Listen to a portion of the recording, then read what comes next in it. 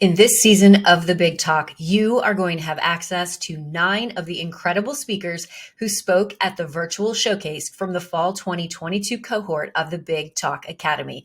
Be sure to tune in to all 9 so that you can be fully inspired and see how these change makers, influential voices, and thought leaders are making a difference in the world.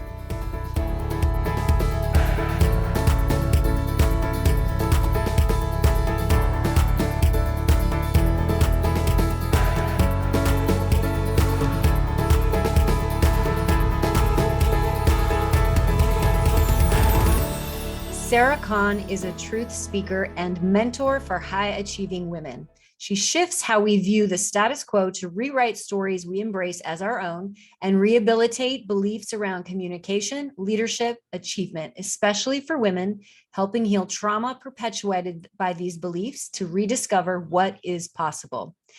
Let's welcome to the stage Sarah Kahn with How My Life Changed When I Forgot to Be Afraid.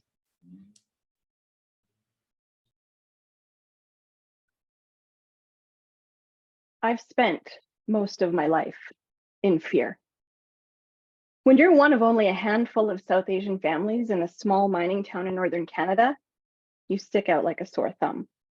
When you live in a time and place where how you looked and how you acted dictated where you could go, and you straddled the line between East and West, desperate to fit into your surroundings while trying to honor your parents' desire to cling to Eastern traditions, values, and fashion sense, you become an easy target for boredom-fueled aggression. So I spent a lot of time afraid of standing out, afraid of disappointing my parents, afraid of not fitting in, afraid of walking home every day petrified some group of kids would be looking for someone to terrorize, usually me. Anything I did to draw attention to myself made me an easy target. So my fear told me to shrink. I made myself small. Fear keeps us vigilant. Fear keeps us safe. And as we grow, fear becomes our default. It writes the stories that become the chapters of our lives. So I quit honors choir in high school when I got a solo for a competition in the Bahamas. I was afraid of losing the competition. Fear told me it was too far to travel. And I dropped out of drama in university when the kids couldn't stop gushing about Dr. Strangelove and I couldn't make heads or tails of it. I was afraid of being outed as not theater enough. Fear told me theater was a stupid major anyway, full of weirdos. And I avoided public speaking like the plague, despite wanting to be on the big stage because I was afraid I had nothing important to say and no one would want to hear it anyway. But fear told me speaking was not for people like me.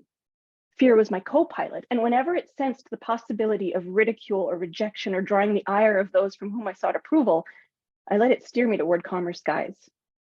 I had made friends with my fear. I relied on it the way one might rely on a mentor or best friend or lover.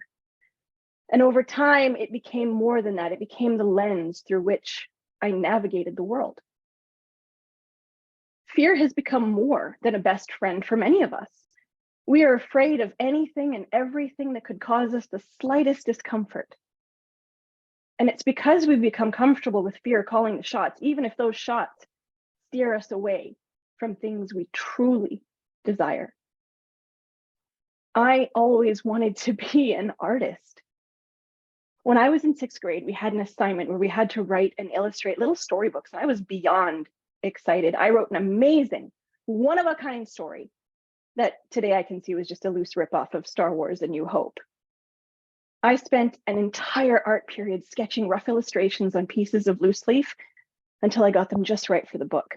I tucked them all into my desk drawer at the end of the period and went off to music class.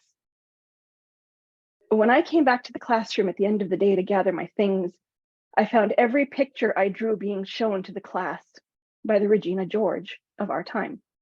The class was laughing at my drawings and Regina's snarky commentary on each piece. She turned to me and loudly declared that my art was stupid and I was stupid and I shouldn't try to be cool and I couldn't draw anyway. I was utterly humiliated. That incident became a core memory. It was seared into my mind as something I never, ever wanted to experience again. And my fear wrote the story that I wasn't an artist. The problem is that I loved to draw. I used to doodle all the time when I was young, in the corners of my notebooks, on the paper in my mom's stationery set, even on that notepad they kept next to the phone that was attached to the wall. I would doodle childish things: puffy clouds, heart-shaped balloons, cartoon trees. But from that day on, I never really drew again. And yet every time I walked past a craft aisle at the department store or saw someone drawing on TV, I could feel my heart pulled in a direction I was terrified to go. So while I did doodle from time to time, I was stuck only being able to draw childish things of my youth. I never seemed able to progress past the doodles of a 10-year-old. Then in 2016, I suffered a traumatic brain injury as the result of a car accident. I lost the ability to view screens for a time. My reading comprehension went way down. I couldn't listen to music, couldn't have conversations in noisy rooms or listen to audiobooks. I couldn't work for months because the hum of the lights made my brain feel like it was on literal fire. I also lost a lot of long-term memories. It was terrifying. There were big black spots where many of my memories should have been. And for the first few years post-accident, I struggled to reconcile who I was with who I had been. As part of my therapy, the neurologist suggested taking up art because it'd been shown to help with concussion recovery and the healing of the neuroplasticity of the brain. So I did. It was all new to me at this point. I had no memory of my fear around art or my desire for it. And when I started to dive in, the art that came out of my brain was nothing short of incredible.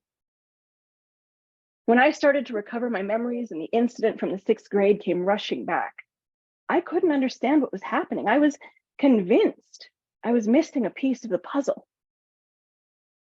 But what had really happened was I had forgotten my fear story. I had forgotten all of the reasons fear had given me as to why I wasn't an artist. Before my TBI, being friends with my fear still allowed fear a seat at the table. It still allowed fear to filter my abilities. So I wasn't able to tap into the potential that had always existed. Fear drove the car. I was merely a passenger asking it to take me places, but never truly having control of the wheel. And when I forgot to be afraid, the truth of who I was finally given an opportunity to take that wheel. And that is what I want to share with you today.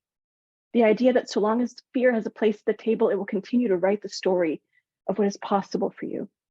But when you are able to forget fear and rewrite the story that allows your fear to exist, you will see the truth and it will change the very landscape of your life. Today, I am an artist with people asking, purchasing my work, and even commissioning it. Today, I am a speaker, standing before you and bearing my soul. Today, I still stick out like a sore thumb, but a fearless one. Thank you. Sarah, amazing. I am so excited. All right. Loved the opening story. And I want to highlight that you as a storyteller is very, very powerful. And I don't need, you're welcome. I don't need the slides at the very beginning. Okay. Especially because you're protecting the identities of everyone except for yourself. So that's a little distracting. So I would say rely on the fact that your storytelling is enough and you can get rid of those slides. When you bring in the slide of the doodle of the Star Wars characters, that's the first time that I really connected with your slides, with your story. So I would consider you creating the fear slide.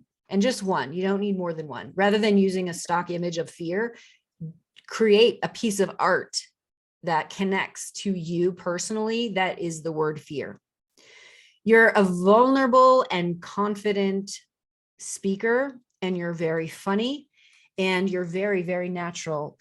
Maintain that, cultivate that. It's very, very unique and hard to do, and you're doing it really, really effortlessly. When you said that you were utterly humiliated and you allowed yourself to have emotion, that was perfect, because you went into that place in your body and you allowed yourself to have emotion without becoming emotional. And there's a very subtle difference there that I want everybody to pick up on. You allowed yourself to have the emotion without becoming emotional. And you've heard me say this: if you become emotional in your talk on a stage, you rob us from doing it. So this was a really, really good way of having an emotion without becoming emotional. Again, going back to the slides and the doodles, I would even explore what in your brain a traumatic brain injury looks like when it comes to doodling, right? That missing time, that not knowing, what does that look like for you as an artist in a doodle? And then when you talk about taking art and the neutrality attached to it as part of your portal into revisiting your brain health, I loved how you connected the dots to forgetting the fear. And it's a big concept, right? You had a traumatic brain injury and your therapist was asking you to use art, and then you had, oh my God, I'm really good at this.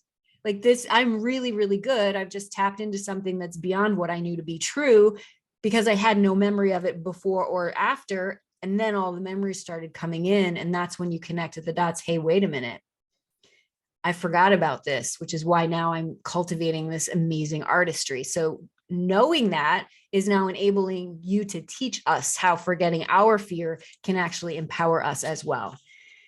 And then when you say, that is what I want to share with you today, you don't need to say that in any talk. It's already what you're doing. You're sharing it with us as you tell us the story.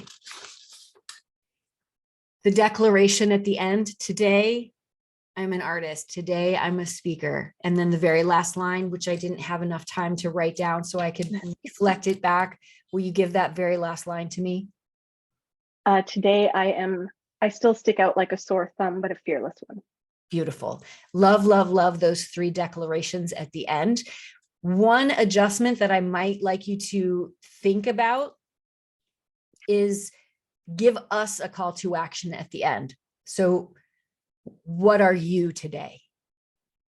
And how are you going to forget your fear? Wonderful. Thank you so much. Amazing, amazing work. So proud of you. Thank you for tuning in to the Big Talk. I would love to know what you thought of this incredible speaker. And if you have not yet subscribed, go ahead and subscribe and hit that notification bell so that you can get access to all of our upcoming episodes. And if you want to be on my big stage, go to thebigtalkacademy.com and give yourself an opportunity to also speak on the virtual showcase stage. Mwah. Big love, everybody.